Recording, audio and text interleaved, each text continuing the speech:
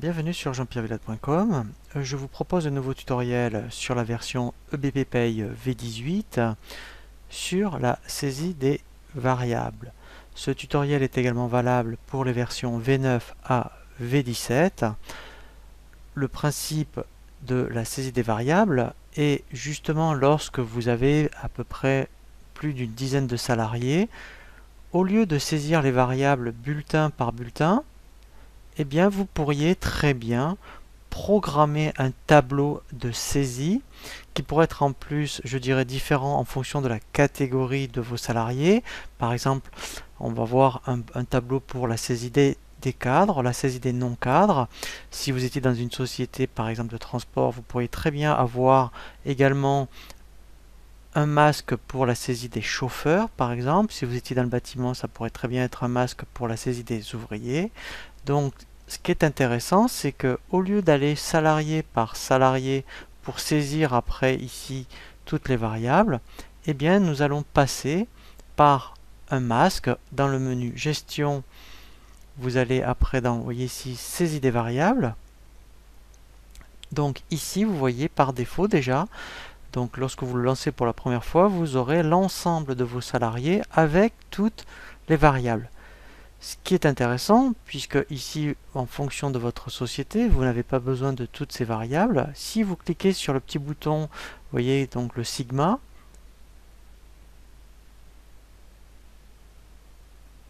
je reprends.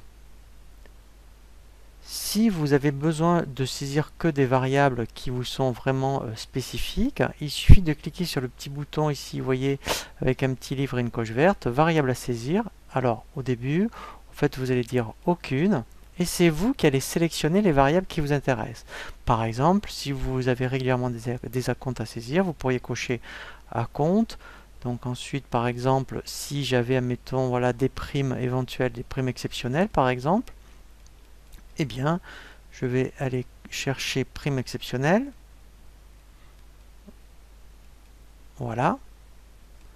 Donc si par exemple après vous aviez des tickets restaurants par exemple, eh bien tous les mois vous pourriez appeler la variable voilà, ticket restaurant, voilà, etc., etc. Donc là ce qui est intéressant, dès que je vais faire OK, voilà, ici en fait on a les variables pour tous les salariés. Donc ça déjà c'est une première possibilité. Alors on va faire un premier test.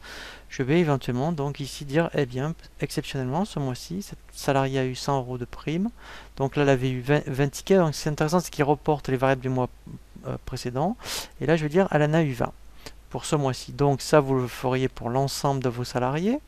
Et là vous voyez, vous avez une petite disquette qui va enregistrer les informations. Maintenant, je vais revenir directement sur mes salariés et je vais voir que lorsque, vous voyez, donc si je clique sur Madame Aymar, ici vous voyez il a bien donc pris en compte mes 100 € de prime, et si je regarde au niveau de l'acompte, et bien ici vous voyez j'ai bien mes 20 €. Donc vous voyez c'est très pratique, vous pourriez très bien saisir l'ensemble de vos variables, et une fois que vous avez terminé, quand vous allez aller sur chacun des bulletins, vous allez bien voir directement, je dirais, toutes les variables que vous avez saisies. Ce qui est intéressant également dans gestion saisie des variables, c'est que donc là, ici c'est vrai qu'il n'y a pas beaucoup de salariés, mais si vous aviez à peu près 20 ou 50 salariés, vous pourriez bien dire, dans un premier temps, je vais saisir par exemple mes cadres. Donc là, voilà, vous voyez ici, donc là il n'y en a qu'un, mais au moins, alors en plus ce qui est intéressant, c'est qu'effectivement au niveau des variables à saisir, on peut personnaliser les variables que pour le profil cadre. Et ensuite, quand j'ai terminé de saisir pour mes cadres, par exemple, eh bien, je vais saisir, par exemple, voilà, donc mes non-cadres ou tous les gens qui ont un profil mensuel 35, par exemple. Voilà, donc là, après, je peux saisir directement. Donc, ce qui est intéressant, c'est que vous allez personnaliser à chaque fois, je dirais, votre tableau. Voilà. Et en fonction des profils, voilà, eh bien vous direz, ben moi je ne vais saisir que ces variables-là. Donc ça c'est vraiment très très intéressant de pouvoir programmer des masques de saisie en fonction de vos profils. Comme ça, ça évite, je dirais, des erreurs, puisque vous pouvez directement ensuite effectivement saisir je dirais, les informations. Et ensuite, ce qui peut être intéressant, c'est que si par exemple, voilà, ici au niveau des cadres, voilà, donc je vais saisir, admettons, des heures d'absence, pourquoi pas. Voilà, il y a eu, admettons, 5 heures d'absence et il y a eu, admettons, 15 tickets restaurants. Il y a eu des frais de train, par exemple, ce mois-ci. Voilà. Donc, ce qui est intéressant, c'est que, voilà, je peux l'enregistrer. Voilà. Et au moins, quand j'irai sur le bulletin de tous les gens qui sont cadres, ces variables seront bien prises en compte dans les rubriques. Et effectivement, vous avez également dans le même principe la saisie des congés. Alors ça peut être des congés ou des absences. Alors soit pareil, vous pouviez très bien les saisir, je dirais, dans les salariés dans l'onglet congés heures, vous faites salarié par salarié. Mais si vous avez un grand nombre de salariés, vous pouvez faire gestion saisie des congés. Et ici, ça peut être soit que vous pouvez très bien saisir salarié par salarié. Vous voyez, en plus ici, vous aurez, je dirais, les états des compteurs. Et là, après, il suffit de sélectionner, vous voyez, donc avec la souris, et après on fait barre d'espace. Donc ça pourrait être pour les congés payés. Mais après, vous voyez, s'il y a quelqu'un qui a été malade, par exemple, même principe, voilà.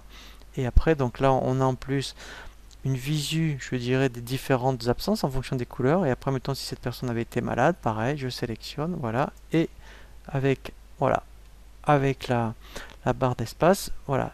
Et là, directement, quand je vais directement sur les salariés, donc là, mettons, vous voyez, Madame Champeau, si j'allais directement chez Madame Champeau, voilà, quand je fais, voilà, donc vous voyez déjà, vous voyez, il l'a mis à jour dans le bulletin. Après, je n'ai plus qu'à faire préparer à partir du profil. Voilà. Et là, après, voilà. Donc là, c'est vrai que donc on est au mois de février. Voilà. Donc là, il y a bien les jours. Donc après, en fait, ce qui manque au niveau, voilà, vous voyez ici, voilà. Donc là, il a bien pris en compte, voilà, l'absence. Vous voyez, l'absence maladie. Voilà, donc c'est vraiment très très intéressant de passer gestion saisie des variables pour saisir tous les éléments variables de votre paye et ensuite saisie des congés heures et bien effectivement pour tout ce qui est absence congé payé mais également après toutes les absences je dirais que vous pouvez rencontrer soit par la maladie, accident du travail par exemple. Voilà pour la saisie des variables et la saisie des congés et des absences sur EBP Pay V18. Je vous dis à très bientôt sur jeanpierrevillette.com pour un nouveau tuto.